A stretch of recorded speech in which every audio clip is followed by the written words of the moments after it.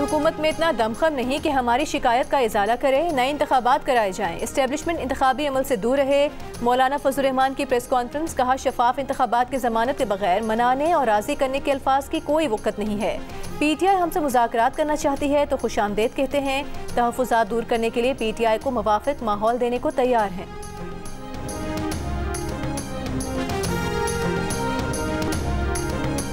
हुकूमत बता चुकी, किसी एजेंसी को सर्विलेंस की इजाज़त नहीं। टेलीकॉम कंपनीज का शहरियों के डेटा तक रसाई देना गैर आइनी है। इस्लामाबाद हाई कोर्ट ने ऑडियो लीक्स केस की 25 जून की समाअत का तहरीरी हुक्मनामा जारी कर दिया। जस्टिस बाबर सत्तार ने करार दिया कि वफाकी हुकूमत 6 हफ्ते में बताए कि कौन शहरियों के डेटा तक रसाई का और फिर सोशल मीडिया पर डेटा लीक का जिम्मेदार है।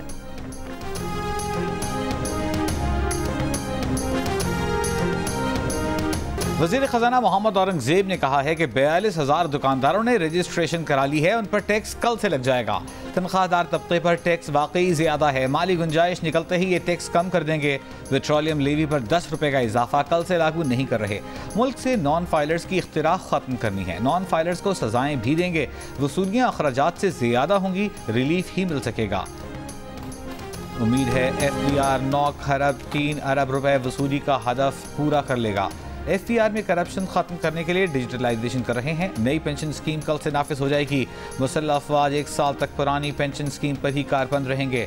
बजट IMF की हिदायत पर बना है। आगे कर्ज प्रोग्राम के लिए IMF से मुआहिदा जुलाई में हो जाएगा। इसके लिए IMF वफ्द का पाकिस्तान आना ज़रूरी नहीं, बरामदात बढ़ाना हदफ है।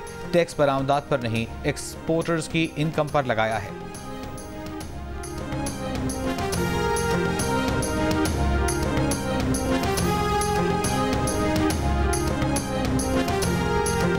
जो मिफ्ता साहब ने 2022 में कदम उठाया था कि रिटेलर्स पे टैक्स लग जाए, उस वक्त लग जाना चाहिए था। Because we can not have any segment which is not contributing to the society and to the exchequer. तो अगर वो उस वक्त लग गया होता, वो जो एक बॉयंसी का एलिमेंट, मैं लेकिन टेक्निकल बात नहीं करना चाहता, वो एक ख़ास रकम हो चुकी होती इस वक्त 2024 में।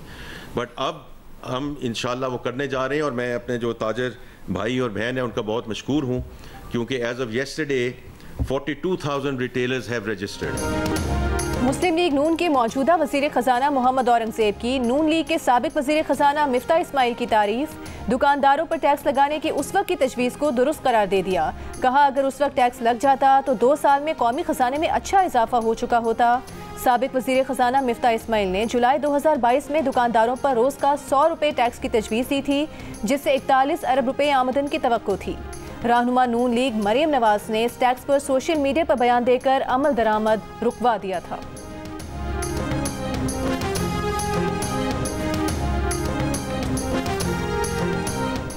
IMF ज़राअत और खाद पर टैक्स लगाने का कह रहा था। मुसलसल मुज़ाकरात और बहस के जरिए मज़ीद टैक्सों से महफूज रखा।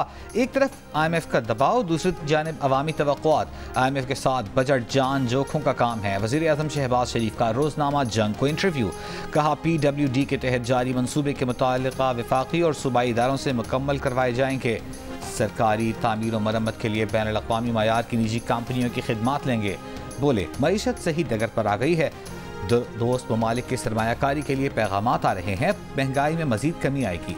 वाज़ेह किया कि मुल्की खजाने को नुकसान पहुंचाने वाले इदारों का बोझ मजीद बर्दाश्त नहीं कर सकते। वज़ीर आज़म ने रवाह माह पब्लिक वर्क्स डिपार्टमेंट फौरी ख़त्म करने का हुक्म जारी किया था।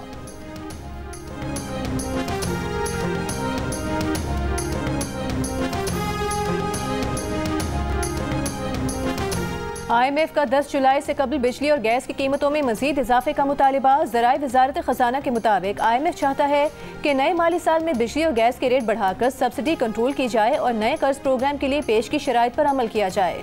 इम्कान है IMF का वफ़द जुलाई के दूसरे हफ्ते में पाकिस्तान आएगा। कराची में पिकनिक पर हॉक्स पे जाने वाले खानदान की कोस्टर उलट गई। 3 बच्चों और 3 खवातीन समेत 7 अफराद जाँ बहक और 10 से जायद जख्मी। माड़ेपुर रोड पर ट्रक अड्डा स्टॉप के करीब पेश आए हादसे के जख्मियों में से 6 की हालत तशवीशनाक। मुतासर खानदान अजीजाबाद के भिंगोरिया गोट से पिकनिक मनाने के लिए हॉक्स पे रवाना हुआ। कोस्टर माड़ेपुर रोड पर मोड़ काटने के दौरान ट्रेलर को बचाते हुए उल्टी। पुलिस ने ट्रेलर को तहवील में ले लिया। ड्राइवर फरार। ऐनी शाहिदीन और मकामी अफराद का कहना है कि माड़ेपुर रोड पर खतरनाक मोड़ और कट की वजह से आए रोज हादसा पेश आते हैं।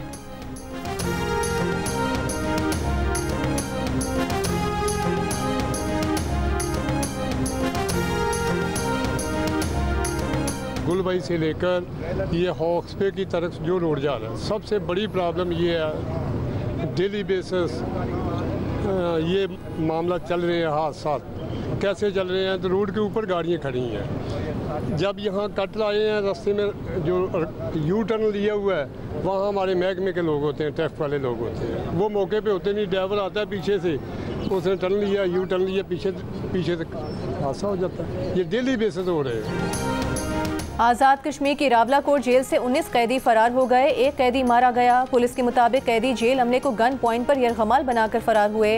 अमले और कैदियों के दरमियान फायरिंग के तबादले में एक कैदी हलाक हुआ। फरार होने वालों में दहशतगर्दी, कत्ल, इक़दाम कत्ल, मुनशियात फरोशी के कैदी शामिल। जिला भर में सिक्योरिटी हाई अलर्ट। कैदियों की दोबारा गिरफ्तारी के लिए मुख्तलिफ मकामात पर नाकाबंदी।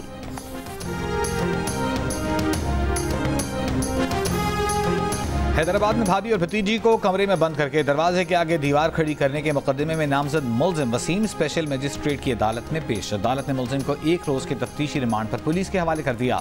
मुलजिमान ने 2 रोज काबिल मकान के तनाज़े पर लतीफ़ाबाद में बेवा खातून और उनकी बेटी को कमरे में बंद करके दरवाजे के आगे दीवार खड़ी कर दी थी। पड़ोसी की इत्तला पर पुलिस ने दीवार तोड़कर खातून और उसकी बेटी को बाजियाब किया था। गिरफ्तार मुलजिम मरकजी मुलजिम सुहेल की अहलिया का भाई है।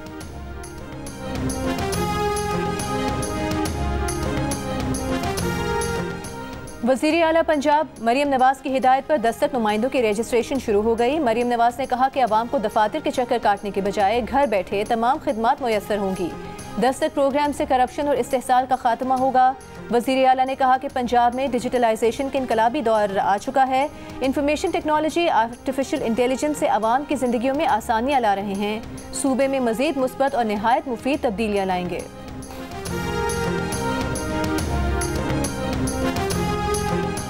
पाकिस्तान की तारीख में पहली बार प्रीमियम नंबर प्लेट्स की नीलामी। सिंध की 40 नंबर प्लेट्स की नीलामी से 67 करोड़ 54 लाख रुपए हासिल हुए। प्रीमियम नंबर 1 की प्लेट 10 करोड़, नंबर 5 की 5 करोड़ 30 लाख, नंबर 7 की 4 करोड़ 60 लाख, नंबर 8 की 4 करोड़ 10 लाख और नंबर 9 की 4 करोड़ में नीलाम हुई। तकरीब से खिताब में वज़ीर इत्तलाआत सिंध शर्जील मेमन ने कहा, नीलामी से हासिल रकम से सैलाब ज़दगान के लिए 2251 मकानात तामीर किए जाएंगे। जल्द प्रीमियम नंबर प्लेट्स की नीलामी का दूसरा मरहला भी शुरू किया जाएगा।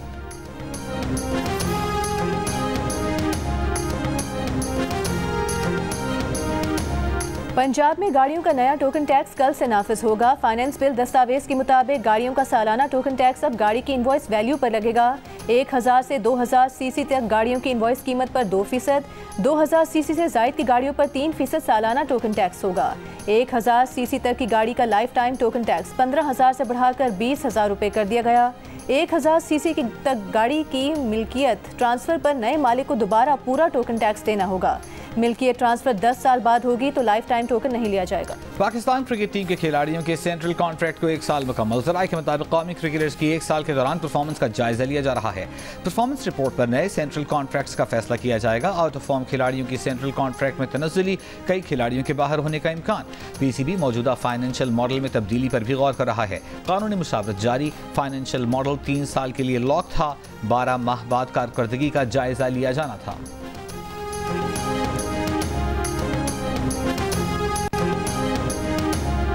मुल्क के बेशतर शहरों में शदीद गर्मी। जैकबाबाद 50 डिग्री के साथ मुल्क का गर्म तरीन शहर। लाड़काना में दर्जा हरारत 49, सरगोधा डेरा गाजी खान 48, फैसलाबाद मुल्तान दादू 47, डेरा इस्माइल खान सरखर 46, नवाबशाह हैदराबाद गवादर नौकुंडी में 45, अटक जेहलम ठट्टा 44, सिब्बी और तुरबत में दर्जा हरारत 43 डिग्री सेंटीग्रेड रिकॉर्ड किया गया। कराची में 37 डिग्री की गर्मी 44, इस्लामाबाद में 35 डिग्री की गर्मी 42, लाहौर और पेशावर में 37 डिग्री की गर्मी 42 डिग्री जैसी महसूस की गई। महकमा मौसमियात की आज इस्लामाबाद, पंजाब, खैबर पख्तूनख्वा, सिंध और बलोचिस्तान के मुख्तलिफ इलाकों में बारिश की पेशगोई। कराची में आज से समुद्री हवाएं बहाल होने का इम्कान।